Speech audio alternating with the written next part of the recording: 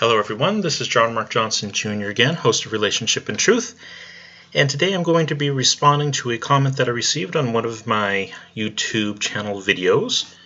In fact, it was one of my more popular videos, the one on Codex Sinaiticus. This is where it's being responded to. And the person who made this comment was Saigon Kiss. The reason why I'm responding to this particular comment is not because it is particularly good or worthwhile. Instead, I am responding to it simply because I absolutely hate it when people do not pay attention to the original post. This is someone who got on to the page and wanted to present their information about Codex Sinaiticus and did not respond at all to the fact that the presentation actually already went over a lot of this information and actually presented it accurately, whereas this person does not. And yeah, that's a little bit of a problem, and frankly I find it extremely frustrating when people do not deal with source material well or thoroughly. Alright, so what does this person say? This person, Saigon Kiss, says, according to my data up to date, Constantine von Tischendorf visited the Greek monastery of St. Catherine, where about 40 to 50% of the miracles of Greek literature is located. In Sinai, February 4th, 1859, the monks were ready to put in fire some 356 pages of papyri written in Greek as the Old Testament to keep warm. Alright, first sentence, very full of errors. Alright, if they had actually paid attention to the video that I put forward, they would know that it wasn't in 1859, it was in 1844 that the initial discovery was made. And then also the whole issue about the 40 to 50% of the miracles of Greek literature that's not really here nor there, but they got the date wrong. And then also when it says that they're ready to put in fire some 356 pages of papyri, that is wrong on many counts. Now, the amount of the manuscript that is extant is 346 folios. However, the monks were not going to burn it. If he had paid attention to what the documentary actually says, he would have heard the following. Well, it started with a guy named Constantine von Tischendorf, and he went to a place called St. Catherine's Monastery in the mid-1800s, and the first thing that he did was he gathered some of the Old Testament folios that he presumed were to be burned, and a folio is basically just a fancy name for one of the sheets. But he presumed that they were going to be burned, and so he rescued them from the flames, and that's the story he tells. Of course, the monastery tells a little bit different story. They never claimed that they were going to burn any of it, and likely it was just a mistake on Tischendorf's part, because the folios were put in baskets, and a lot of the stuff that was put in the baskets would be taken out to be burned. But there's no evidence that they actually intended to burn any of this. And after Tischendorf made his initial discovery, more folios were discovered, and it became pretty obvious that the original codex, the full codex, had actually been dismantled, probably so that scribes could copy from it. And it's a lot easier to copy from individual folios than it is from the entire codex, because the entire codex is kind of cumbersome to open and transcribe across, because you usually wind up having to transcribe across another leaf that's in the way. So it's just easier to basically unbind it and do it leaf by leaf, page by page, essentially. Up here on the screen I have... Alright, so that was the explanation that I gave in the original video about how the manuscript was discovered.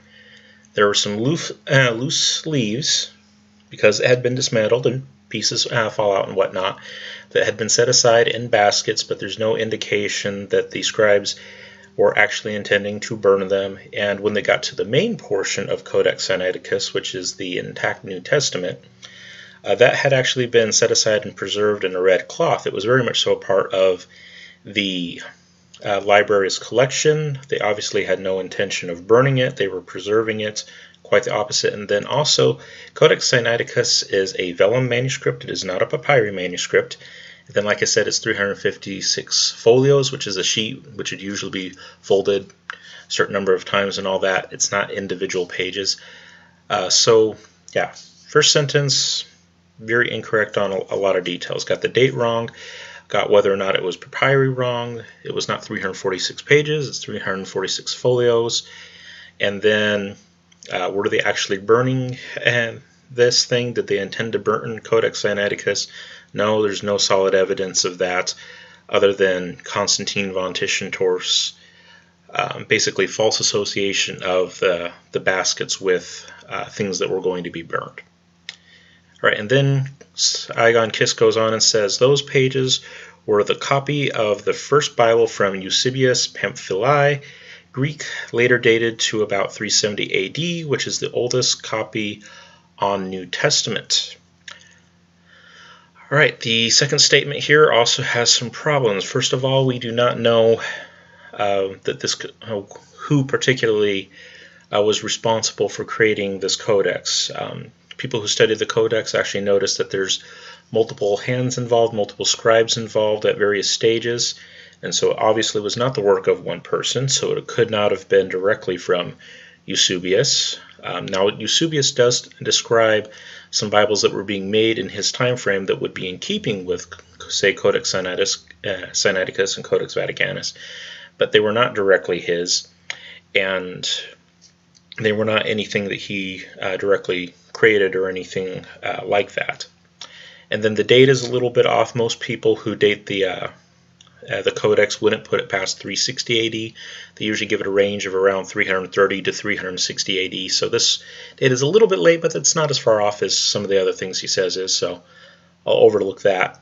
And then when he says it's the oldest copy of the New Testament, that is somewhat misleading, because we have manuscripts that come well before Codex Sinaiticus that have New Testament books or parts of New Testament books in them.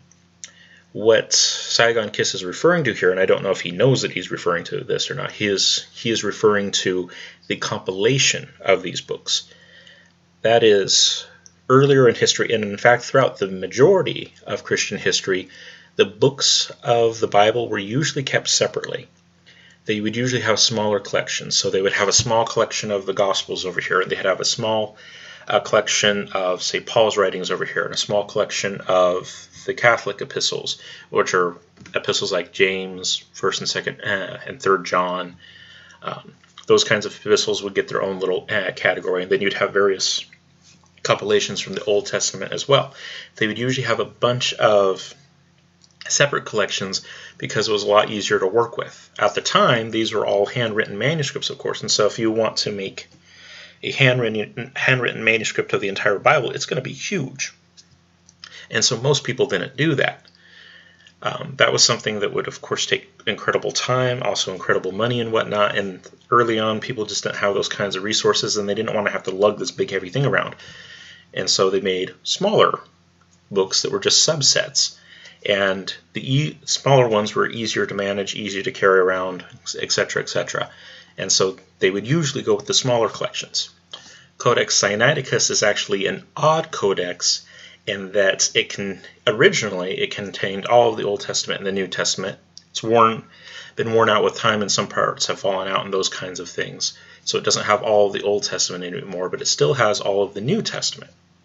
That's what this is referring to. This is the first codex in history that actually comes down to us where they actually tried making a compilation of everything. But frankly, in Christian history, they usually didn't try to make a collection of everything because, like I said, it's really big, bulky, and heavy, and it's just not easy to work with. In fact, out of all of the New Testament manuscripts that we have in Greek, which is around 5,700 to 5,800, somewhere in that range, nearly 6,000 Greek manuscripts, only about 60 of them are, which is just about 1%, only about 60 of them are actually fairly complete New Testaments. Like I said, it's just really bulky to try to put everything together, so most of the time they didn't do that. So what he says here is it makes it sound like, this is the oldest New Testament we have, and in a sense of having everything compiled into one, that's true. But we have lots of manuscripts that come before this. The New Testament was in existence well before we ever get to Codex Sinaiticus. Sinaiticus is just interesting because they were all put together, which is very rare in manuscripts. But we definitely have New Testament manuscripts that come from well before this time period. All right, moving on. He says some interesting facts about it.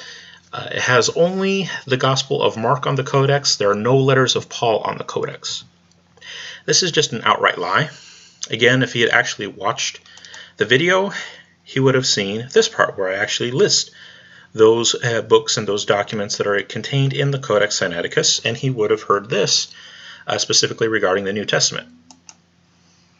And then you get into the New Testament, and you have the typical order of the Gospels, Matthew, Mark, Luke, and John.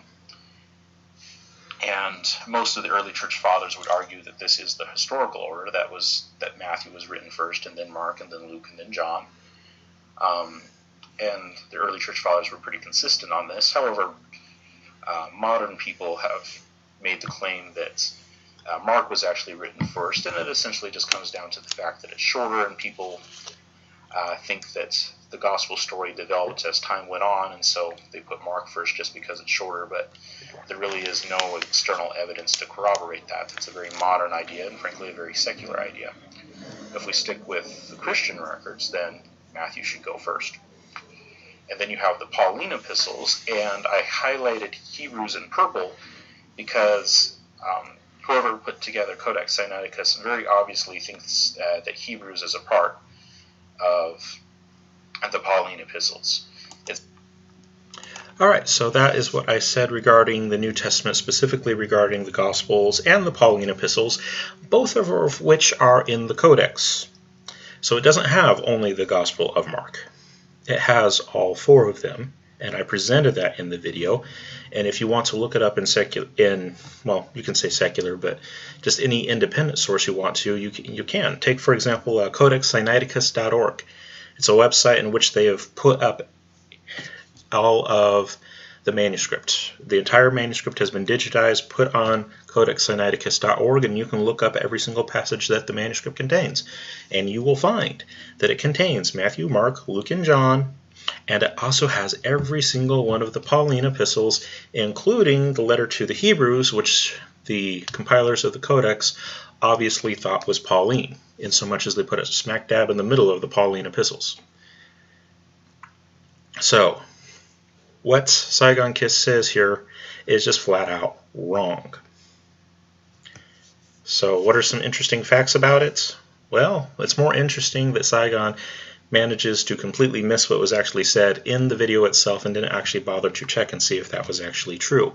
This is a case, like I said, of someone who wanted to put in their 2 cents but didn't care to interact with the material in the video whatsoever and actually check to make sure that his so-called facts were actually true. He goes on to say that it seems that other Gospels are plagiarisms of the Gospel of Mark. I mentioned that in the video itself that a lot of people think that Mark came first and then the other Gospels were developments out of that. However, Christian history does not bear that out. Early church fathers are very clear in saying that Matthew wrote first. He's an apostle, and so you have Luke and Mark showing a lot of dependence on Matthew because he's the apostle. They're not apostles.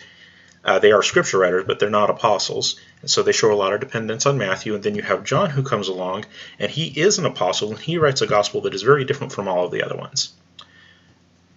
That is the historical account, and there's really no good reason to doubt it unless you just simply don't want to believe that the Bible is what it claims to be and that Christian history actually is what it is. All of the presuppositions that the other Gospels are just simple plagiarisms of the Gospel of Mark and whatnot are just that. They are presuppositions. They are not supported by the historical record. All right, and then Saigon Kiss goes on to say that it seems that the letters of Paul were devised and added 397 AD by John Chrysostom. I think that's supposed to be mainly copying writers of Apollonius of Tyana. And then he goes on to a different sentence, although there's no in punctuation here, but that's actually supposed to be something else. So the letters of Paul were devised and added in 397 AD by John Chrysostom, who was copying the writings of Apollonius of Tyana. That is absolutely ridiculous. First of all, letters of Paul existed in Codex Sinaiticus itself, they're right there. That's in the title list, and if you want to look it up on codexsinaiticus.org, you can look them all up. They're all in there, and so obviously they were not added at a later date. But we could go even earlier than that. Let's take a look at another early manuscript. This is information on P46. This is from Comfort and Barrett's collection of the papyri. Comfort and Barrett went through and they listed and did a transcription of every single one of the early papyri that was available at the time of their writing. There's been a couple of new papyri that have been added to the list, I think, since they wrote this, but one of the papyri that was listed in their work was P46, and its contents contain most of Paul's epistles, but not the pastorals. Okay, so, and for those of you who don't know, the pastorals are 1st and 2nd Timothy and Titus. And Philemon is usually included in there as well. Depends on the exact writer, but usually at least 1st and 2nd Timothy and Titus. So it contains most of Paul's epistles, excluding the pastorals. And like I said, this was common at the time. Most of the time, the manuscripts were not manuscripts of the entire New Testament. It was usually just sections at a time, because it's a lot more manageable, so this was not unusual at all. And get the date for this thing. Middle 2nd century. Middle of the 2nd century is about 150 AD. That is well before the time of John Chrysostom. Well before the time of John Chrysostom. These documents were already in existence. The historical record on them is very sure and very reliable. There is no reason whatsoever to believe that somebody came up with them in the 4th century. No, these things existed from the very beginning. We have people quoting them from the very beginning. They are original 1st century documents. There's no good reason to doubt that. Alright, so the whole thing about John Chrysostom coming up with them by looking at Apollonius of Tyana and all those kinds of things, it's just ridiculous. Alright, and then the last part there where it says that I think that's supposed to be Codex, not Code, was bought by the London Museum for £100,000. That's supposed to be Tsar of Russia, not the Tsar of Russia. That's relatively historically accurate. I can't remember if it was 100,000 pounds or £1,000,000, but it was a fairly large number in either case, and there's sources that you could look at that one up. But as far as presenting an accurate view of Christian history, Saigon Kiss's comment is off the mark. He's bought into a lot of, frankly, just internet myths that are out there that do not reflect the actual history. But the biggest thing that gets me about this is that the presentation itself addressed a lot of these issues, and he either didn't watch the entire video or he didn't care to interact with it, having watched it. In either case, I have absolutely no respect for commentators like this. If you just want to get on somebody's channel and put out your own little 2 cents without actually interacting with what is there, you're a jerk, frankly. That's all there is to it. Okay, if you're not actually going to interact in a scholarly manner and actually check your facts and make sure that you actually know what you're talking about, don't bother wasting my time or anyone else's time. Saigon, get a grip. This is absolutely horrendous scholarship, and it does not demonstrate any kind of care and concern on your part for the truth. If you want people to take you seriously, you have to start taking the things that you're responding to seriously. Watch it, interact with it. If you're not willing to do that, shut up. Thank you very much for your time and attention. For those of you who are in Christ, go with God and be blessed. For those of you who are not, I pray that you would come to an understanding of the true Christ of history, the only genuine Savior of mankind. Amen.